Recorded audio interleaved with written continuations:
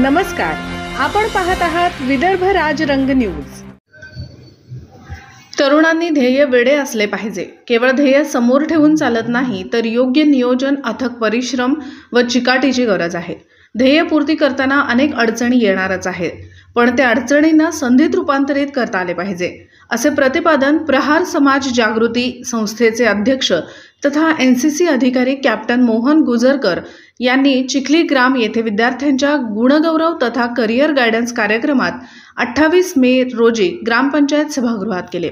कार्यक्रमाचे अध्यक्षस्थानी कॅप्टन मोहन गुजरकर तर प्रमुख अतिथी म्हणून ज्येष्ठ नागरिक विनोद घोडे, ग्रामपंचायत सदस्य नंदा चिचाम, ग्रामपंचायत सदस्य आरती डायरे, अभियंता अभिलाष घोडे, सॉफ्टवेअर डिझायनर मृणाल डहाके व चिकणी व आदर्श ग्राम समितीचे अध्यक्ष भाविक आखूड उपस्थित होते। कार्यक्रमाचे सूत्रसंचालन माहेश्वरी इंगोले व राखी मानिकापुरे यांनी केले, तर आभार यशस्वी कांबळे हिने मानले। कार्यक्रम यशस्वीतेसाठी किरण कांबळे, नेहा डफरे, प्रतीक्षा शंभरकर, तेजस्विनी घोडे, प्राजक्ता उपासे, मृणाल डहाके, ईश्वरी परचाके, सारिका डायरे, शुभम माणिकापुरे, रोहन आखूड, सौरभ ठाकरे व युवा मंडळाचे सदस्य यांनी अथक प्रयत्न केले।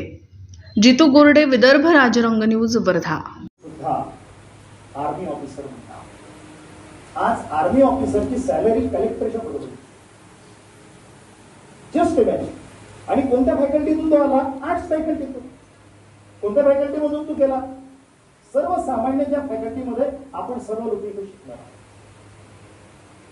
असंच एक मुलगा आमचा पुलगावचा सिलेक्ट झाला।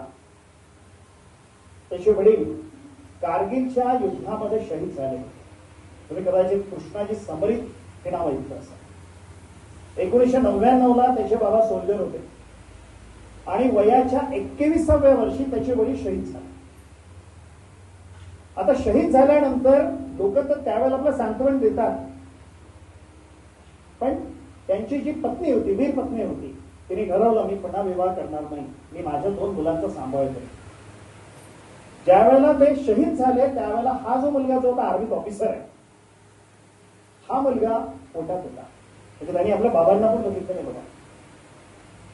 त्या स्त्रीने, त्या महिलेने, त्या वीर पत्नीने संघर्ष केला आणि त्यांनी ठरवलं मी माझ्या मुलाला आर्मी ऑफिसर बनवेन।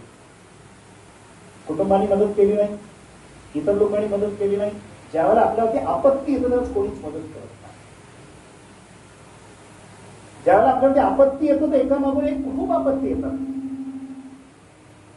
विलियम शेक्सपियर म्हणतो की when dangers come, when difficulties come, they come in battalion। म्हणजे ज्यावेळेला डिफिकल्टीज येतो त्यावेळेला अशा प्रकारचं विपरीत वेळ आपल्यावरती येतो, एका मागून एक येतो। म्हणजे बऱ्याचदा तुमची आई पण म्हणते काय करावं कळूनच नाही राहिलं, सुधरतच नाही परिस्थिती। पण एकदा आपण त्यातून सावरलो